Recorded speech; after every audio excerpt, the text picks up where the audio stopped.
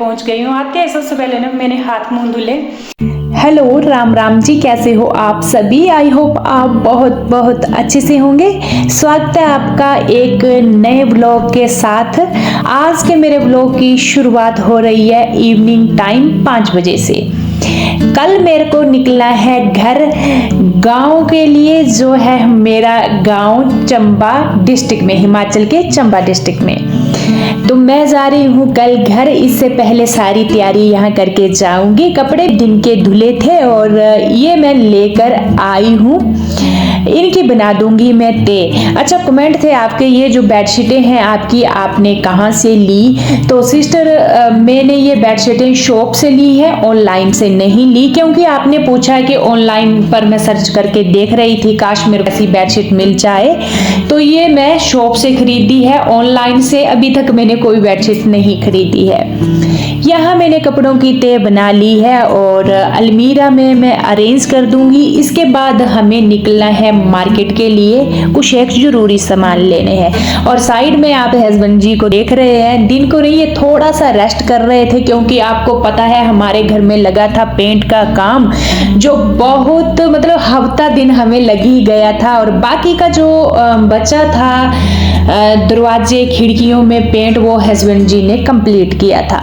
यहाँ हस्बैंड जी जग गए हैं और सामान लिख रहे हैं। फ्रेंड्स, जब भी मेरे को ना याद आती है किसी सामान की, तो मैंने कॉपी रखी होती है, उसके ऊपर उस सामान को लिख देती हूँ कि ये सामान मेरे घर में खत्म हो चुका है। जैसे कि हम सीधा डायरेक्ट चले जाते हैं मार्केट और ये सोचकर जाएंगे कि ये लेना है, तो उसमें से 10 चीज आप सोचकर जाएंगे तो 5 ही आएगी, क्योंकि वहां मार्केट में जाकर हम कंफ्यूज हो जाते हैं और हर एक चीज माइंड में नहीं रहती है। तो 1-2 चीज मेरे को याद आई थी, तो मैंने हस्बैंड जी को बोला और इसमें ऐड कर लो और लिख दो। यहाँ पर मैंने कपड़े चेंज कर लिए हैं और इसके बाद सीधा निकलेंगे हम मार्केट के लिए। आज सुबह भी मेरा बिजी शेड्यूल रहा, जो आपने मेरे पीछे व्लॉग में देखा वो मेरा इसी डे का व्लॉग है। आजकल फ्री होने का नाम ही नहीं है, जब से पेंट का काम लगाया है। गांव से हम आए हैं चंडीगढ़ और अभी फटाफट निकलते हैं मार्केट के लिए, और वहां से कुछ एक जो जरूरत की सामान है वो मैं लेकर आऊंगी। कुछ एक घर भी लेकर जाना है और कुछ एक यहाँ भी बच्चों के लिए छोड़ कर जाना है। यहाँ गाड़ी ले ली है। और दूसरी बात, एक तो हमारा बिजी दिन रहता है और दिन को ना आजकल बिल्कुल भी मार्केट नहीं निकला जाता है। मॉर्निंग टाइम शॉप खुली नहीं होती है, 11 बजे से पहले कोई मार्केट खुलता नहीं है, और इवनिंग टाइम ही ज्यादातर मार्केट जाया जाता है। तो चलिए जी, चलते हैं मार्केट की तरफ, जल्दी जल्दी सामान लेकर आते हैं।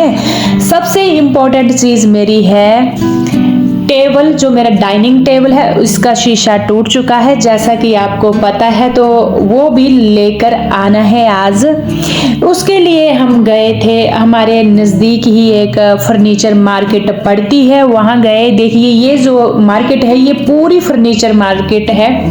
यहाँ पर हर एक तरह का फर्नीचर मिलता है, बेड ले लो, सोफे ले लो, कोई कुछ भी ले लो। यहाँ पर हमने हर एक शॉप पर जाकर पूछा जो शीशा है, तो उन्होंने बोला आपको ना बनवाने के लिए लेकर देना पड़ेगा, फिर आप लेकर जाना। और प्राइस में बहुत ज्यादा लगा रहे थे, तो हमने यहाँ नहीं लिया, पर हमने यहाँ पर पर्दे खरीदे। और इसके बाद हम गए थे नेक्स्ट, और जहां पर हमने ये डाइनिंग टेबल उस टाइम 6 साल पहले लिया था, तो वहां पर हमें अच्छे प्राइस पर मिल गया, तो उन्होंने बोला कल लेकर जाना। हम बोलकर आ गए हैं, तो दूसरे मतलब कल लेकर आ जाएंगे, वो भी बनाएंगे। तो इसके बाद ना आते आते हम चले गए थे जो किराना की शॉप होती है, वहां पर चावल देखे, चावल भी खत्म हो चुके थे, ये भी हमने लिए। और कुछ एक और सामान मैं यहाँ पर खरीद रही हूँ। ये हमारे घर के नजदीक ही एक मार्केट पड़ती है, मतलब बहुत सारी ना मार्ट पड़ती है हमारे घर के नजदीक। हर एक कदम पर आजकल मार्ट हो गई है, यहाँ पर खुले हुए हैं, तो हर एक चीज ने एक ही जगह हमें मिल जाती है। तो यहाँ पर मैंने जो मैं देख रही हूँ सामान वो ले रही हूँ। और कुछ एक हमने कैंटीन का सामान भी खरीदा था। और यहाँ पर मैंने पोहा ले लिया, ऑयल वगैरह जो जो सामान है। और यहाँ चावल देख रहे हैं, जो शॉप में लड़के होते हैं वही गाड़ी में छोड़कर आ जाते हैं, डिग्गी में ये रख देते हैं। ये सामान लिया, अच्छा खासा टाइम लग गया था और रात भी मतलब टाइम खासा हो गया था मार्केट में, क्योंकि पर्दे लिए कोई भी सामान हम लेने जाते हैं एक जगह देखना दूसरी जगह, और ऐसे ऐसे ना टाइम का कोई पता नहीं चलता है। सबसे ज्यादा टाइम हमारा जो वेस्ट किया वो किया डाइनिंग टेबल के शीशे ने। और यहाँ पर मैं लेकर आई थी आइसक्रीम, जो मैं चारों कटोरी में बांट रही हूँ। और आते आते ना मैंने रास्ते में सब्जी भी ली थी, जो मैंने आपको नहीं दिखाई, क्योंकि मेरी आइसक्रीम ना पिघल रही थी, इतनी गर्मी थी। और वहाँ ही गाड़ी के अंदर ये टपकना शुरू हो गई थी। और हस्बैंड जी ने बोला जल्दी जल्दी सब्जी ले और जल्दी जल्दी घर निकलना है। जाते ही बच्चों ने हमें पिलाया पानी, और इसके बाद मैंने यहाँ पर आइसक्रीम बांट कर दे दी है। आजकल गर्मी इतनी हो गई है कि आइसक्रीम खाने का मन होने लग पड़ा है। तो वैसे गर्मियों की मैं बात करूं तो इस गर्मी की हमारी पहली ही आइसक्रीम है। और हम साथ में जो ट्यूब लाइट होती है, ये जो आप गोल वाली छत में देख रहे हैं, ये भी हमारी फ्यूज हो गई थी, 3 ट्यूब लाइट फ्यूज हो गई थी। इसको भी हम लेकर आए। और यहाँ पर प्रिंस लगा रहा है, बोला मम्मा किसी को बुलाना नहीं है ट्यूब लाइट्स लगाने के लिए, ये मैं खुद लगाऊंगा। और मैं इतनी डरी हुई थी, मैं मना कर रही थी बेटा नहीं हम किसी को बुला लेंगे ट्यूब लाइट लगाने के लिए। तो आप पूछते हैं मेरे को कि आपके बेटे क्या करते हैं, तो ये प्रिंस ठाकुर जो मेरा बड़े वाला बेटा है, ये बीटेक करता है इलेक्ट्रिक में। तो इसको ना थोड़ा बहुत अभी शौक चढ़ गया है ये बिजली का काम करने का। तो देखिए इसने ना तीनों ट्यूबें लगा दी और जल भी गई ट्यूबें। तो यहाँ पर मैं जो सामान लाई हूँ इसको मैं अरेंज करूँगी। जो मैं सामान लगाई हूँ, ये टिश्यू पेपर हो गया, 2 लाई हूँ, एक मैं गाँव के लिए लेकर जाऊंगी और एक यहाँ छोड़ जाऊंगी। बाकी मैंने पास्ता लिया है, जो प्रिंस की फरमाइश है, मैं अपने फ्रेंड को पास्ता लेकर जाऊंगा। मेरे फ्रेंड पास्ता मंगवा रहे हैं तो वो लेकर आई थी। बेसन हो गई और भी बहुत सारी चीजें, जैसे मैं रायता बनाती रहती हूँ बूंदी का, तो मैं बूंदी भी लेकर आई हूँ। दालें कुछ एकर लेकर आई हूँ, बच्चों के लिए छोड़ जाएंगे ये सारा सामान। और ये जितना भी मैं लाई हूँ डिब्बे में फिलअप कर दूंगी। चने की दाल लाई थी, साथ में मैं शक्कर भी लाई हूँ, क्योंकि मेरी शक्कर खत्म हो गई है। हमारे यहाँ पर ज़्यादातर दूध शक्कर डालकर ही पिया जाता है, चीनी बहुत कम यूज करते हैं हम, ज़्यादा हम शक्कर ही यूज करते हैं। साथ में उड़द की दाल लाई थी, उसको भी मैंने डिब्बे में फिलअप कर दिया। सारा सामान मैंने डिब्बे में फिलअप कर दिया है। दूसरा जो ज़्यादा मतलब पैकिंग वाला है उसको मैंने अलग जगह रख दिया है। और साथ में मैं जो पर्दे लाई हूँ ये मैं आपको दिखा रही हूँ, और साथ साथ मैं इन पर्दों को लटका भी दूंगी, लगा दूंगी। तो ये 3 पर्दे लाई हूँ मैं, ग्रे कलर में लाई हूँ, आप देख सकते हैं, मैं दिखाऊंगी आपको। ये पर्दे मेरे लगेंगे पीछे वाली बालकनी में, जहाँ पर मैंने वॉशिंग मशीन रखी होती है कपड़े धुलने के लिए। वो हमारी एक छोटी सी बालकनी है और उसके पीछे ही सीधे फ्लैट लग जाते हैं, और वहाँ पर पर्दे लगाना बहुत ही इम्पोर्टेंट है। खुला खुला बिल्कुल अच्छा नहीं लगता है। जो मेरे पुराने वाले पर्दे हैं बहुत ही पुराने हो चुके हैं, और उसको मैंने दिया था पेंट, मतलब जब पेंट कर रहे थे तो बेड के ऊपर ही कहाँ उसके ऊपर पेंट गिरा, वो बहुत ही खराब हो चुके हैं। यहाँ लटका दिए हैं पर्दे, आप देख रहे हैं। और फ्रेंड्स मैंने जब लटकाने लगे हस्बैंड तीसरे पर्दे को खोल करके, तो इसका एक रिंग टूटा हुआ था, दोबारा फिर से इनको उतारना पड़ा। और कल या कभी भी फिर दोबारा हम मार्केट जाएंगे तो ये पर्दे हमें चेंज करने पड़ेंगे, क्योंकि इसका एक रिंग टूटा हुआ है ही नहीं, बिल्कुल ही नहीं है, बिना रिंग के ही है एक पर्दा। और जो मैं सब्जी वगैरह लाई थी इसको अरेंज करूंगी।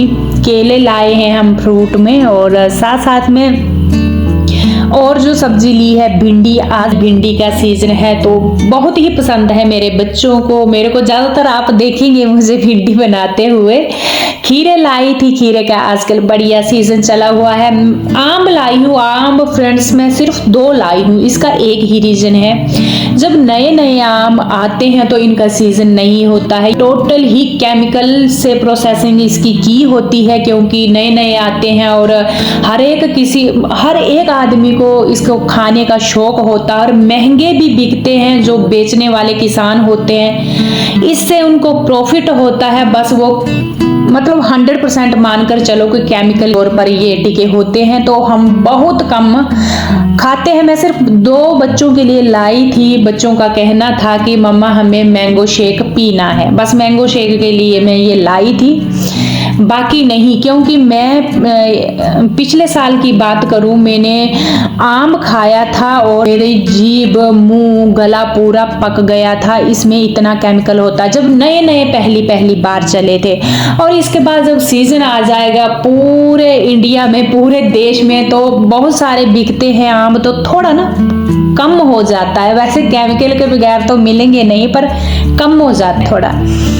यहाँ पर मैं आपसे मिल रही हूँ मॉर्निंग टाइम की अगर मैं बात करूँ 5 बजे का या 5:30 बजे का टाइम है। मैं तैयार हो गई हूँ, बैग वगैरह पैक हो गया है, मैं जा रही हूँ गाँव। और फ्रेंड्स, मैं गाँव अकेली जा रही हूँ, जो आपको आगे पता चलेगा मेरा अकेली जाने का क्या रीज़न है। मेरे हस्बैंड जी मेरे को छोड़ने जा रहे हैं बस में बिठाने के लिए अभी।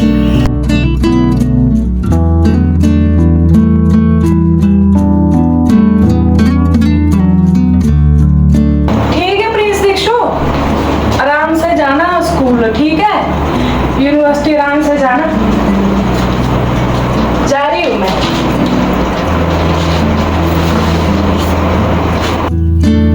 फटाफट से बोला कि आप कुंडी लगा लो, और हस्बैंड जी ने यहाँ गैरेज से गाड़ी निकाल ली है बाहर और निकलेंगे 43 के लिए, जो चंडीगढ़ का बस स्टैंड है। 43 हमें हिमाचल के लिए बस वहाँ से ही मिलती है। जैसा कि आपको पता है, मैं हिमाचल के चंबा डिस्ट्रिक्ट की रहने वाली हूँ, तो अभी जा रही हूँ अपने गाँव, और मैं अकेली जा रही हूँ। हस्बैंड जी यहाँ रुक रहे हैं।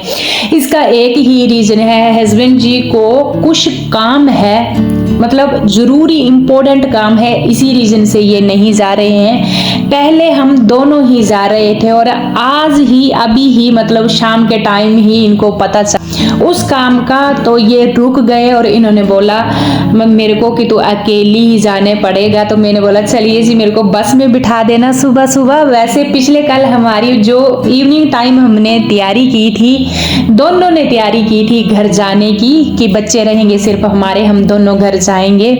इनको इतना इंपॉर्टेंट काम निकल गया, मेरे को जाना पड़ा अकेली, और यहाँ 43 पहुंच गए। फटाफट बोलते पता नहीं बस लग ना गई हो। आपको पता है सीट का भी थोड़ा झंझट रहता है जब हम बसों में निकलते हैं। और फटाफट से ये आपको जो दिख रहा है पीछे, ये 43 बस स्टैंड है चंडीगढ़ का। यहाँ हम 5-10 मिनट के लिए बैठे, और इसके बाद मेरे को डायरेक्ट पठानकोट के लिए बस मिल गई, और हस्बैंड ने मेरे को उस बस पर बिठाया। हस्बैंड जी खुद वापस चले गए और मैं चली गई हूँ अपने घर।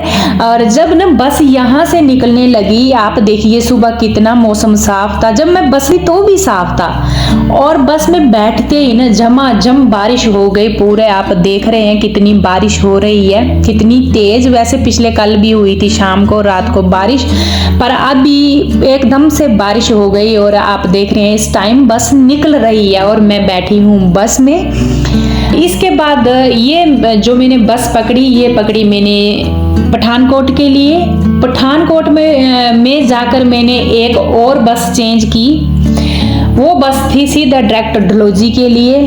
डलहौजी से मैंने बस ली, क्या वो जो डलहौजी मेरे गांव के लिए जानी थी, वो जानी थी लेट। इससे पहले मेरा भाई जा रहा था घर। जैसे कि आपको पता है मेरा भाई है एडवोकेट, जो डलहौजी में होता है, वो घर जा रहा था। तो बस उसको मैंने कॉल की तो उसने बोला हाँ मैं घर जा रहा हूँ। उसकी गाड़ी में मैं बैठी और उसने मेरे को पहुंचा दिया मेरे घर। ऐसे ऐसे मैं घर पहुंची। तो घर जाना ना बहुत टफ हो जाता है, और आपको पता है मेरी बहुत ही तबीयत खराब होती है। मेरे को कम से कम 3-4 बसें चेंज करनी पड़ती है। इस टाइम मैं पहुंच गई हूँ अपने घर, और टाइम आप देख रहे हैं अंधेरा ही हो रहा है। बस अभी ही मेरे को मेरा भाई छोड़कर गया है, और मैंने गेट खोला, डोर खोला, और पहुंच चुकी हूं अभी अपने घर। नेक्स्ट जो है आपको यहाँ के व्लॉग देखने को मिलेंगे और यहाँ मैं कुछ ज़रूरी काम के लिए आई हूँ, मेरा आना ज़रूरी था। मेरे गांव में एक रिटायरमेंट है जो बहुत ही नज़दीकी है, बस वो रिटायरमेंट मेरे को हमें अटेंड करनी थी, मेरे को और मेरे हस्बैंड को, पर किसी कारणवश हस्बैंड जी नहीं आ पाए, इसी कारण मेरे को अकेले यहाँ आना पड़ा।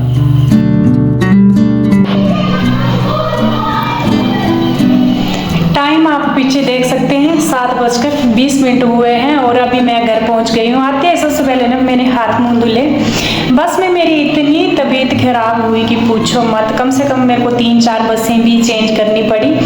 और डलहौजी में मेरा भाई रहता है जो घर आया था अभी गाँव, तो वो ही मेरे को लेकर आया अपनी गाड़ी में, यहाँ छोड़ गया है घर तक। और खाने की अगर मैं बात करूँ, मैं सफ़र में कभी भी खाना नहीं खाती हूँ। मैंने कल रात का खाना खाया हुआ है और रास्ते में मम्मी जी ने मेरे को टिफ़िन दे दिया है। चलिए वही खाना खाऊंगी, वैसे भूख है नहीं क्योंकि मेरी तबीयत बहुत ही ख़राब हो रखी है। कल से आपको व्लॉग मेरे पहाड़ों वाले ही देखने को मिलेंगे। इसी के साथ ही इस ब्लॉग को मैं यहीं पर एंड करूंगी और मैं मिलूंगी आपसे कल यानी नेक्स्ट डे नेक्स्ट ब्लॉग के साथ। तब तक के लिए राम राम। अपना और अपनों का ख्याल रखना बिल्कुल ना भूलें।